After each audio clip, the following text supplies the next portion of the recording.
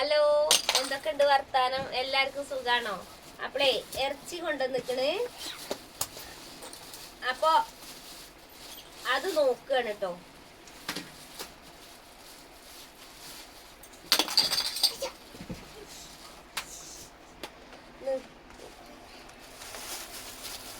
മുറിച്ചതാണോ? മുറിച്ചതാണല്ലേ? ഇങ്ങനെ ഉണ്ടാക്കിയതില്ലേ നീ? ഇതാണ് എല്ല് അറിയണത്. അപ്പൊ ഞമ്മള് ഈ കടിച്ച പൊട്ടുന്ന എല്ലും കൊണ്ട് കപ്പ ബിരിയാണി ഉണ്ടാക്കാൻ പോവുകയാണ് കേട്ടോ. അപ്പൊ ഇതാണ് സംഭവം. കണ്ടോ, നോമ്പാണ്. പക്ഷെ എന്നാലും നമ്മള് നോമ്പിന് നമുക്ക് നോമ്പില്ലാത്തുമ്പോ കഴിക്കണ മാതിരി കഴിക്കൊന്നുമില്ല. എന്നാലും ഇത് കടിച്ച കറുമുറു വരുന്നല്ല. ഏമിക്കുട്ട അങ്ങോട്ട് നോക്കടാ. കറുമുറു വരുന്ന എല്ല് എനിക്ക് ഇഷ്ടാണോ? ഇഷ്ടാണ്.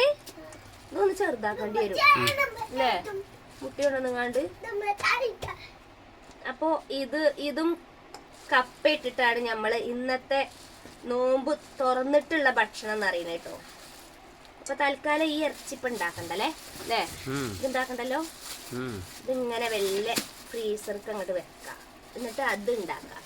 അപ്പൊ കൂട്ടുകാരെ, നിങ്ങൾ ഇങ്ങനെയൊക്കെ ഉള്ളത് ഉണ്ടാക്കലുണ്ടോ? നമ്മള് നോമ്പല്ല വിചാരിച്ചിട്ട് ഇതിനൊന്നും ഒരു മാറ്റം നോമ്പാണ് വിചാരിച്ചിട്ട് ഒന്നിനും മാറ്റം വരുത്തിയിട്ടില്ല കേട്ടോ. അപ്പൊ ഇതൊക്കെ ഒന്ന് കഷ്ണാക്കി എടുക്കട്ടോ. വലിയ കഷ്ണാണ്. അപ്പൊ ഇതൊക്കെ ഒന്ന് മുറിച്ച് കഷ്ണാക്കി ചെറിയ പീസാക്കി എടുക്കട്ടോ. ഇത് എന്തിനാന്നറിയോ ഇത് ഇവിടെ വിരിക്കണത്? ഇത് ഏതായാലും ഒരു തുണിയാണ്. കാരണം നമ്മളെ വീതനൊക്കെ തുടക്കണ തുണിയാണ്.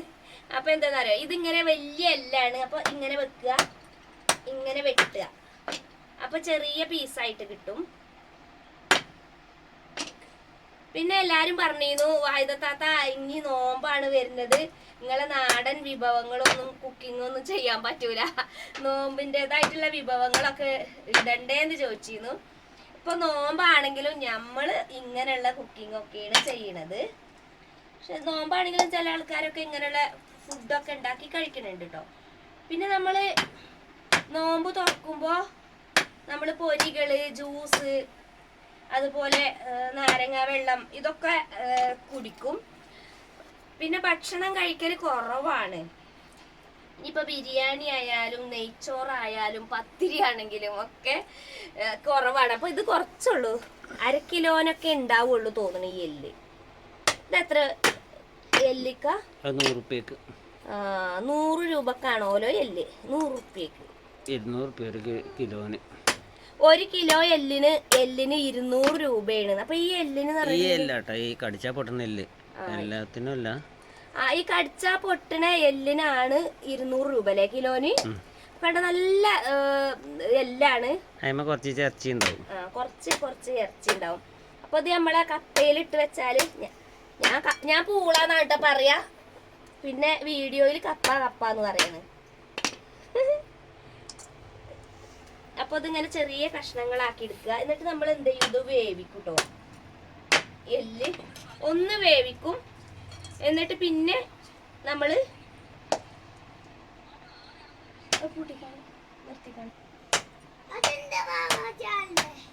ആരെ മാമാച്ചിയാ? എന്റെ മാമാച്ചിയാ? എന്റെ മാമാച്ചിക്ക് അടി കിട്ടണം. കിട്ടണ്ടേ? മാമാച്ചി അപ്പിച്ചാണോ? കുത്തു തരുന്നു. കുത്തു തരുവോ? അവന്റെ മെച്ചിന് തച്ചാലേ മെച്ചക്ക് അടി കിട്ടണം അവന്റെ. അപ്പൊ ഇതാക്കണ്, നമ്മളെ എല്ല് വെട്ടി ക്ലിയർ ആക്കിയിട്ടുണ്ട്. ചെറിയ ചെറിയ കഷ്ണങ്ങളാണ് കേട്ടോ. ഇനി ഇത് നമ്മള് കറുമുറു പറഞ്ഞിങ്ങനെ കഴിക്കാതെ. ഇത് വലുതാണ്. ഇങ്ങനെ വലുത് എന്ത് ചെയ്യണം, ഇങ്ങനെ ഒരു അങ്ങോട്ട് കൊടുക്കുക. അപ്പൊ നമ്മൾ ഇതിലേക്ക് കൊണ്ടുവന്ന കപ്പ കേട്ടോ, അതും കൂടെ ഒന്ന് കാണിച്ചു തരാം. പൂളറി. അപ്പൊ നമുക്ക് ഈ കപ്പയും ഈ എല്ലും ഇറച്ചിയുള്ളത് കടിച്ചാ പൊട്ടുന്ന എല്ലും വെച്ചിട്ട് നല്ലൊരു വിഭവം ഉണ്ടാക്കട്ടോ. അപ്പൊ എല്ലാരും വരി, നമുക്ക് വിറകടുപ്പത്ത് തന്നെ ഉണ്ടാക്കാം. എന്നിട്ട് എന്താന്ന് നോക്കാം. അതാ നമ്മള് ഇറച്ചി എല്ല് നല്ലോണം കഴുകി വൃത്തിയാക്കി എടുത്തിക്കണം. ഇനി നമുക്ക് ഇതിലേക്ക് ഉപ്പ് ഇട്ട് കൊടുക്കട്ടോ. അപ്പൊ നമ്മള് ഇത് കുക്കറിലാണ് വേവിക്കണത്. അപ്പൊ നമ്മൾ ഇതിലേക്ക് മഞ്ഞൾപ്പൊടി ഇട്ട് കൊടുത്തു. മഞ്ഞൾപ്പൊടി ഇട്ടുങ്ങാണ്ട് നമ്മള് ഇത് വേവിക്കുകയാണ് കേട്ടോ. നല്ലോണം ഒന്ന് കുഴച്ച് കൊടുക്കുക.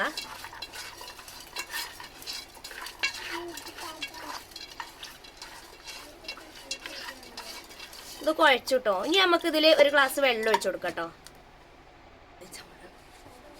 അപ്പൊ അതാ നമ്മളിതേക്ക് ഇത് വേവാനുള്ള വെള്ളം. ഇത് നമ്മൾ കുക്കറിലൊരു 5-6 വിസില് അടിക്കുമ്പോഴത്തേനും ഇത് വെന്ത് കിട്ടും. എന്നിട്ട് ഇനി എന്താ കാട്ടണ്ടെന്ന് പറഞ്ഞുതരട്ടോ.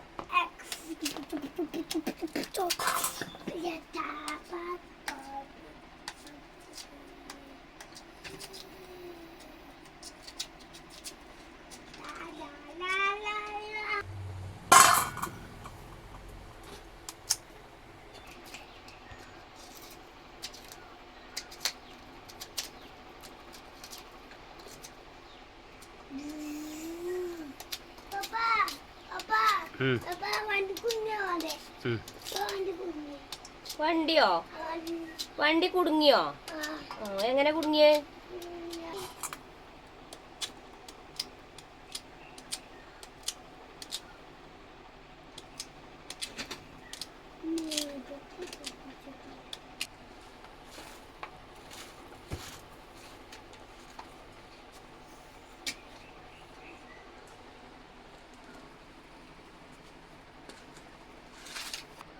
നമ്മളെ പൂളൊക്കെ കുത്തി നുറുക്കിയിട്ടുണ്ട് കേട്ടോ. ഇനി ഇത് കഴുകിയിട്ട് അപ്പത്തിന് നമ്മളെ എല്ലും ഇറച്ചി എന്നുള്ളത് ഗ്യാസുമ്മേ ഞാൻ അടുപ്പത്ത് വെച്ചിട്ടുണ്ട് കേട്ടോ.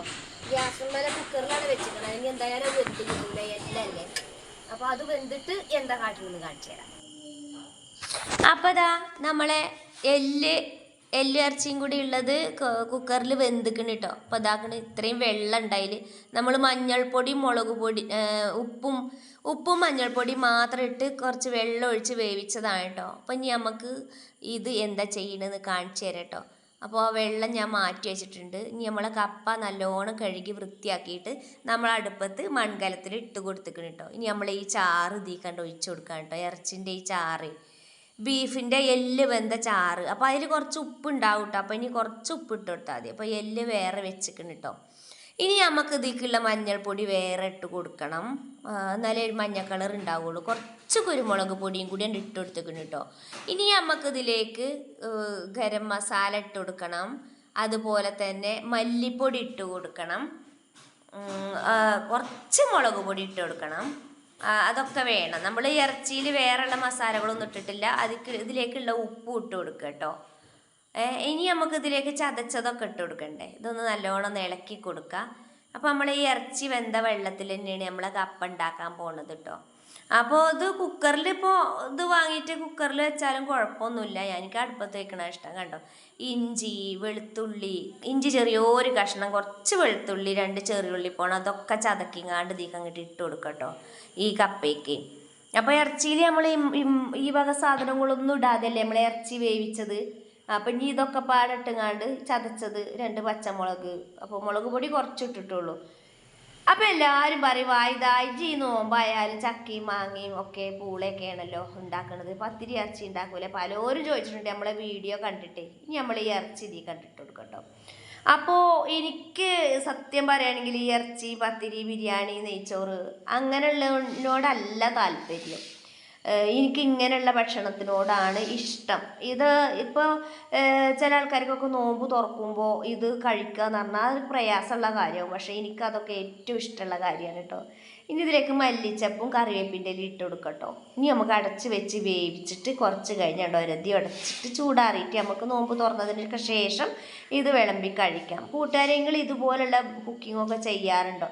ഇതിപ്പോൾ നോമ്പിന് അല്ലെങ്കിൽ എല്ലാവർക്കും ഇഷ്ടമാവും കേട്ടോ. നോമ്പിന് ഞാൻ പിന്നെ നമുക്കിങ്ങനെ കപ്പ വീട്ടിൽ ഉമ്മാൻ്റെ അടുത്ത് ഉണ്ടായതാണേ. അപ്പോൾ നമ്മളെ മണ്ണിൽ തന്നെ ഉണ്ടായ സാധനമല്ല, കടയിൽ നിന്ന് വാങ്ങിയതല്ലല്ലോ. അപ്പം എന്നാൽ അതുകൊണ്ട് ഉണ്ടാക്കുമ്പോൾ അതൊരു പ്രത്യേക ടേസ്റ്റ് ആവില്ലേ. വളമൊന്നും ഇടാതെ നമ്മൾ ഉണ്ടാക്കിയതാണ് കിഴങ്ങ് വർഗ്ഗം. അപ്പോൾ ഇതൊക്കെ കഴിക്കുന്നത് നല്ലതാണല്ലോ. അപ്പോൾ ഒരുപാടൊന്നും കഴിക്കൂല, നോമ്പ് തുറന്നാൽ കുറച്ചൊക്കെ കഴിക്കുള്ളൂ. അപ്പോൾ ഇത് മതി.